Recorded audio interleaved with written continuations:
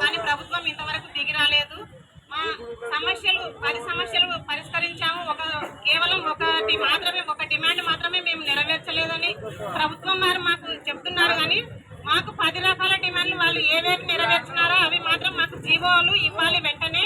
తర్వాత మేము ఏదైతే మెయిన్గా కనీస వేతనం కావాలి అని అన్నామో, మాకు తెలంగాణ కన్నా అదనంగా వేతనం ఏదైతే ఇస్తామని జగన్ మాట ఇచ్చాడో ఇప్పుడు మేము దానికోసమే ఎక్కువగా పోరాడుతున్నాము. అది మాత్రం దృష్టిలో పెట్టుకోవాలి ప్రభుత్వము. తర్వాత రాజకీయ అధికారులు రాజకీయంగా మమ్మల్ని చాలా విధాలుగా వేధిస్తున్నారు. అంటే పార్టీ తరఫున నుంచి కూడా మీరు సెంటర్లలో జాయిన్ కావాలని రాష్ట్రం మొత్తం మీద కూడా చాలా వేధింపులకు కూడా గురి చేస్తున్నారు. అయినా కూడా మేము ఇంతవరకు ఎక్కడ కూడా మేము రాజకీయ వేధింపులకు కూడా లొంగకుండా మేము 40 రోజుల నుంచి సమ్మె చేస్తూనే ఉన్నాము. ఇప్పుడు కాదు ఎప్పుడు కూడా మేము ఎవరికి కూడా భయపడము. ఎందుకంటే మేము అడిగేది ప్రతిదీ కూడా న్యాయమైన డిమాండ్లు మాత్రమే.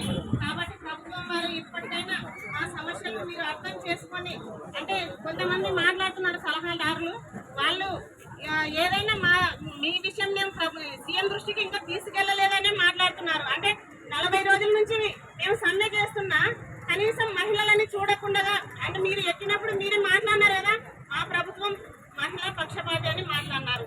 ఇప్పుడు 40 రోజుల నుంచి మేము రోడ్డు మీద ఉన్నాము.